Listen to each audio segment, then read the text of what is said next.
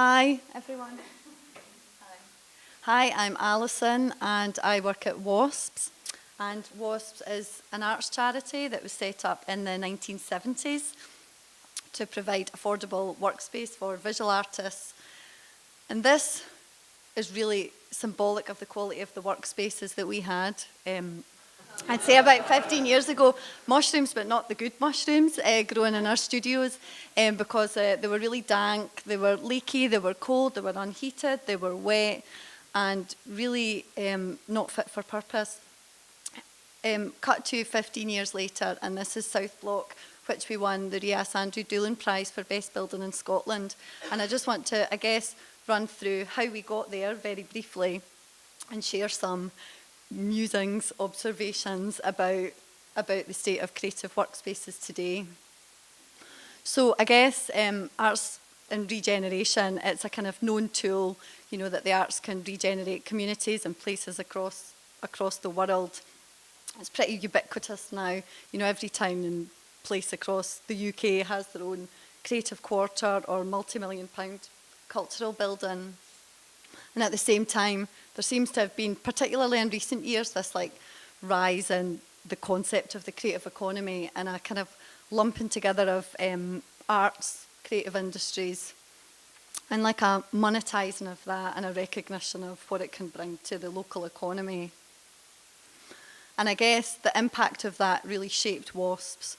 And this was shown for us in the Merchant City. So way back in 2000, the Merchant City had a strategy led by the council to develop it into Scotland's premier creative quarter. Sounds a bit cheesy now. And so we really kind of latched onto that. And we said, well, actually, we can help you do that. And so we redeveloped two buildings. This is the Briggate Fish Market, old fish market building. And it's a Grady listed building, and it had been derelict for years. And we redeveloped that building. There's some of the studios there. And we also redeveloped neighbouring South Block, which is across the car park from there. So it's about 100,000 square feet in total. And now about 350, 400 people from the creative fields work in that area of the Merchant City.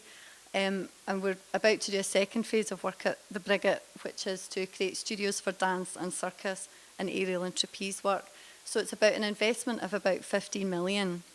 And the South Block building especially has enabled us to become a self-financing charity and social enterprise. So it was really significant for us and also represented, a bit of a departure for us as an organisation or an expansion of what we do into providing commercial workspace to the creative industries.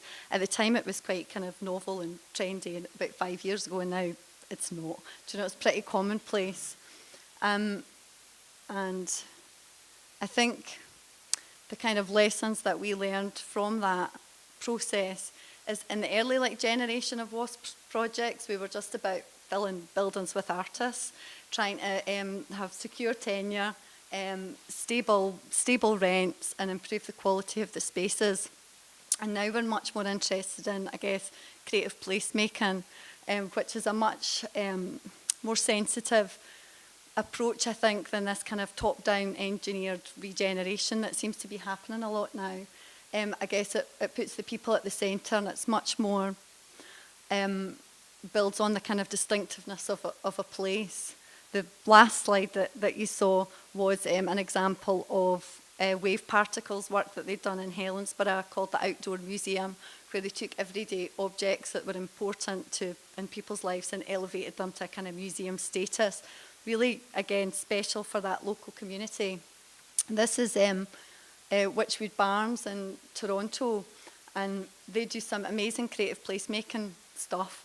But what I wanted to showcase here is, again, another sort of trend in a blurring of boundaries across disciplines, art form disciplines, commercial, non-commercial. And I think going forward, the creative workspaces will be characterised by co-working from companies that share values and ethoses rather than just certain disciplines. So you'll have environmental arts charities working alongside, food co-ops. And this is Impact Hub. Oh God, it's so cheesy, isn't it? It's so cheesy. That's to represent collaboration and partnership working. Sitting on the internet last night trying to find images. And really, I think the architecture of spaces will reflect that. You know, a lot of our studios are quite closed off, and I think going forward, you know, the architecture will promote more collaboration and visibility amongst practices. Map of Scotland, as you can see. So this is where our locations are. And we're also, we've just opened studios in Orkney, and we're looking at studios in Perth and Inverness. And we're in a good, WAS is in a good place as an organisation, but it's mature, it's 40 years old, and we're kind of taking stock and looking to the future and saying, well, what's the future of creative workspaces and creative placemaking?